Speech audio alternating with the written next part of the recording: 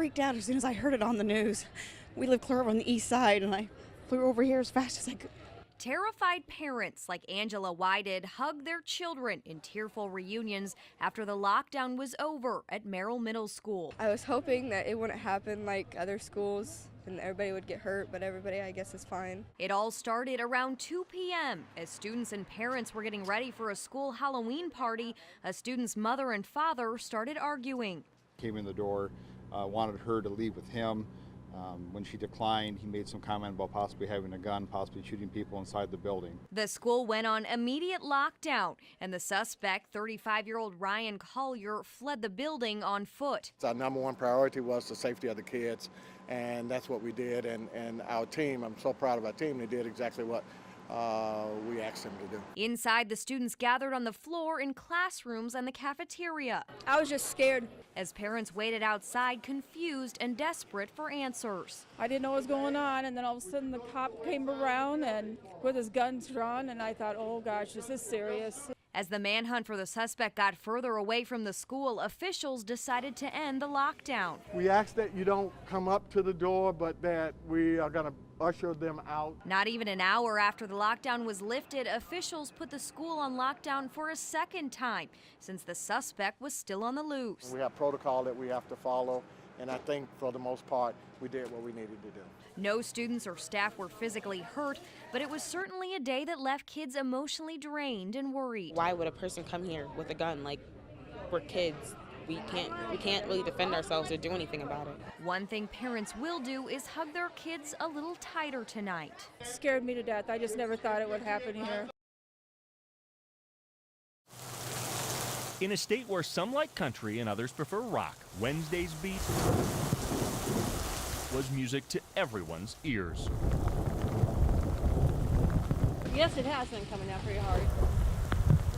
What were tiny trickles across southern Iowa a couple days ago are now bank-full rivers creeping toward bridge bottoms. Ditches that had been bone dry roared. Thundering, lightning. I mean, you can hear it now.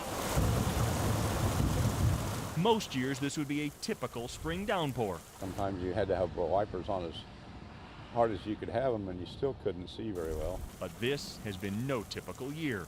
Just ask a construction worker. They said you can't find wet dirt, no matter how deep you dig. Now suddenly gutters are gushing, the soil is soaked, and the radar's still lit up all the way to Kansas. Oh, I think it's great, especially in this town where we closed down the lake a few summers ago to get the lake water clean again. And now it's starting to fill back up. I think it's great. My husband and I have a boat, and we can't wait to get back out on the lake. Everybody kind of depends on the farmers, and they've needed this. But there's a fine line between enough and too much. 3 inches in one morning is pushing it. Several more in the forecast has them a little antsy. Maybe the drought's over. For now, those streams keep rising to a beat that keeps falling.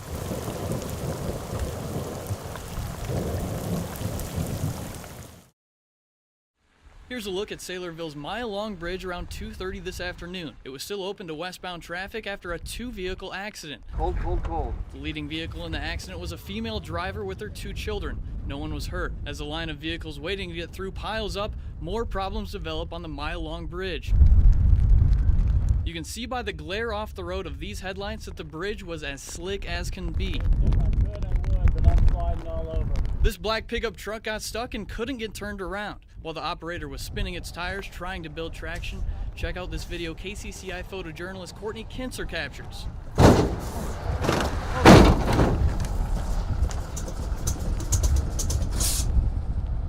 Thought I was going slow enough, didn't know it was that bad. A tow truck that came to the scene to remove vehicles from the first accident finds himself in one. It's nothing but ice. Nothing but slick ice.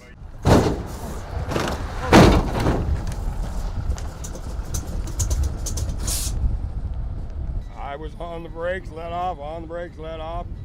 It's just nothing but ice. That's pretty scary. Yeah, I was shaking in my boots. It's not, is she coming home? It's when. Michael Shepard has spent the past week trying to explain to his 3 other children why their sister isn't home. We basically tell them when it's time for her to be back, she'll be back. Each day is painful as he and his wife wait.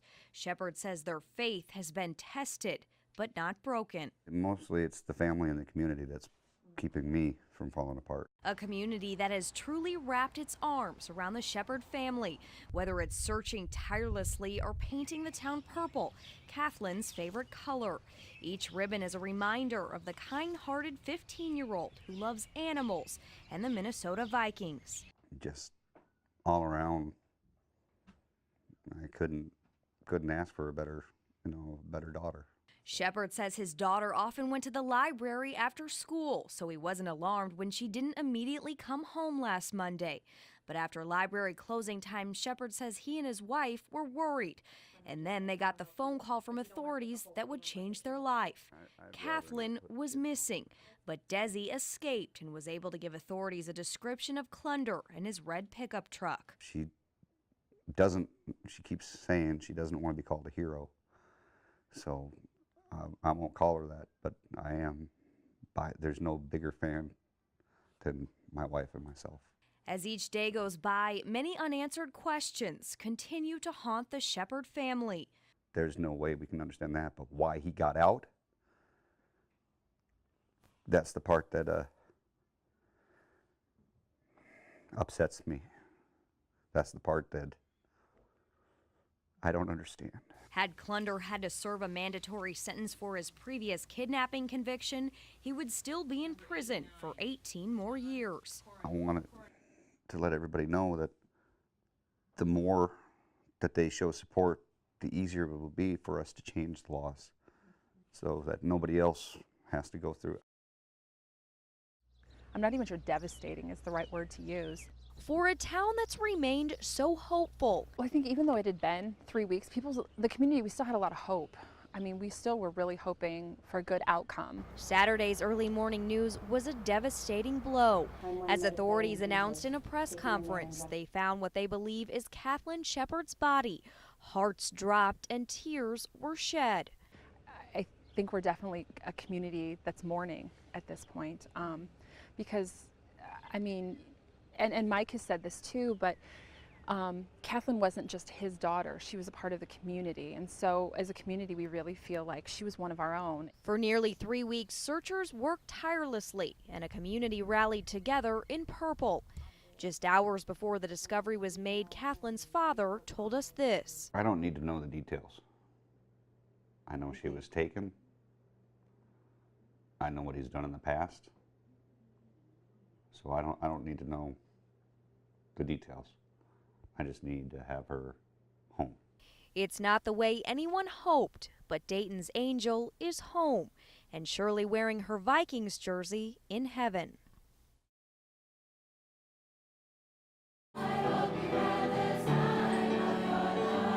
A life taken too soon. It's okay to get excited about the fact that we are doing a celebration in honor of Kathlyn. Hundreds of people from the community and beyond celebrate the life of Kathlyn Shepherd, a girl who always had a smile on her face. Remember how she made you laugh. Remember how, she was there when you needed her, or just at a time that things were not going so well. But now that things are tough and unbearable for the Shepherd family, they turn to her for help as they grieve. All of you who knew her, picture her in your mind right now. Picture the best memory you have of her and hold it there. A snapshot of a kind young lady who always had an extra hand. It's all Kathlyn ever wanted. To be happy and help. There was not a time that I can remember her turning down anybody who asked for help. A message that Kathlyn's dad, Michael, hopes will live on through her loved ones, just like her spirit will. I want you to think of Kathlyn and do one kind thing a day, and we can make this world a better place. Just went to walk home and asked us if we wanted to mow lawn to make money. Told him we had to go ask our parents, and then he said he'd give us a ride, and then he didn't take us home. Told us we could call, and then just went on from there. It was May 20th. Desi and her friend Kathleen Shepard were trapped inside this red pickup truck driven by registered sex offender Michael Klunder. He was taking them to a hog confinement where he worked. I don't know, just kept thinking this wasn't right. Klunder got Kathleen out of his truck, and Desi, just 12 years old, took a chance and made her escape. I had to run through a lot of woods and then cross the field and run through more. Couldn't really see any buildings. She made it to the nearest farmhouse, but wasn't certain she was safe. I actually was kind of afraid because I thought he would be near his house. So I thought it was going to be his relatives or something, so I really didn't know what to do. Had to take a chance to find out. The gutsy move paid off. A stranger took her in. I actually thought that when she called me, I thought that I misunderstood her. I thought I was overreacting for no reason. And when I got there, I realized she was serious, and that was about when it hit me, was when I seen her when I first got there. How often do you think about that? Every day. It's the only thing on my mind. Her good friend has been laid to rest. She wears a K around her neck and today stood alone under a towering evergreen in Dayton. It's all covered in purple, the tree, a giant ribbon, flowers and balloons, Kathleen's favorite color. People here mourn for Kathleen and know that Desi's mere existence is a miracle. I tell her every day, I'm so glad she's here. Every day I tell her, she's so sick of hearing it, but I don't care. I told her today I was glad she's here. Pretty cool. You get a lot of people now that you don't even know or don't remember just coming up and hugging you and shaking hand. It's pretty cool. Yeah. So many people call you a hero, and rightly so. Yeah, and I really hate it. You hate that? Being called a hero, being called brave, I hate it. Can't stand it. Really? Don't feel like I am, so really like to just be called by my name. Why don't you feel like you are? Because I'm not brave, I ran, that's cowardly, and I don't feel like a hero because I couldn't save her. We'd still be looking for both of them, I believe. And we wouldn't even know who, what, when, where, why, or how. Thoughts of that day fill nearly every moment and haunt her at night. I don't sleep till 3 in the morning. I can't sleep. When I do sleep, it's pretty crappy. Desi and her family are already seeking counseling, but know that life will never be the same. It must be so hard to try and return to a normal life and actually let her be out of your sight for a while. So far that hasn't happened. Really? She has to be with a boy, because obviously going somewhere with a girl didn't work. Try to forget that, but can't. It's gonna scar you for life. What can you do about it? It's one of the most popular and most unique events of the 2013 Drake Relays. Some of the world's best pole vaulters doing their thing inside of a mall. It's totally about competition. They got more guts than I do. I'll tell you that. It's how they can just make it run that speed and just make it over that bar without even touching it. It's incredible. And for one night, it's awesome. Jordan Creek Town Center. It's a pretty good crowd here. Transformed into a pole vaulting paradise. They're amazing. They really are. Look at all of them, and they're just built, and their arms are guns and everything, and they look really awesome. So it's really fun to watch. Matt Kneifel brought his 2-year-old son. Miles got his name because I was a track runner in college as well. Maybe he'll be a hurdler, maybe he'll be a pole vaulter. It's great for Des Moines. We get the best of the best here, and that's what it's about. In West Des Moines, Patrick Bell, KCCI 8 News, Iowa's news leader.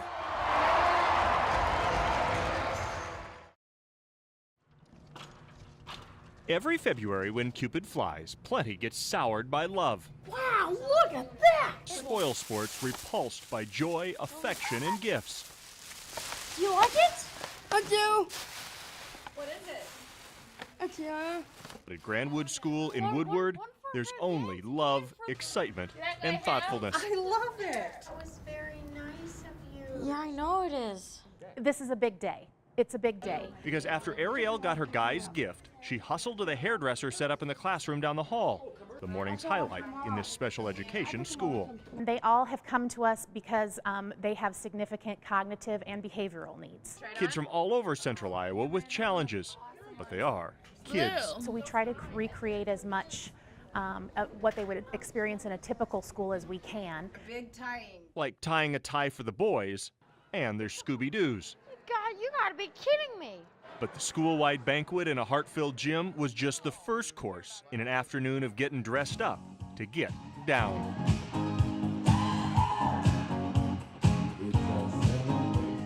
school dances make some kids cringe.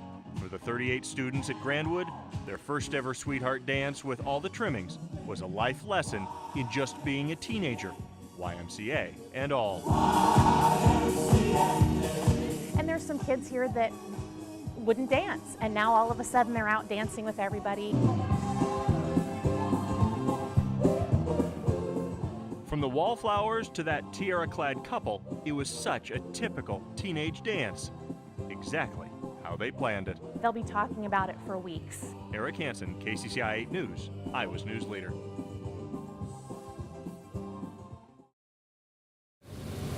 It's no coincidence guys running machinery often share a last name. That's all I've ever wanted to do was farm. Farming gets in your blood. Yeah, it's me and my dad and my nephew farms with us, and then my 5 boys.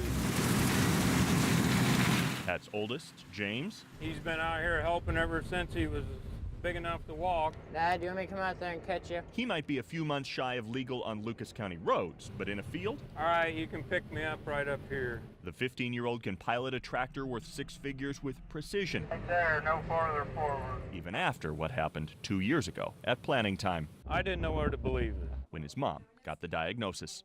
Well, she started crying when she told me. James had severe type 1 diabetes. You could lose a kid right there. Just see if my math is right. Especially counting carbs at every meal and round-the-clock blood sugar checks.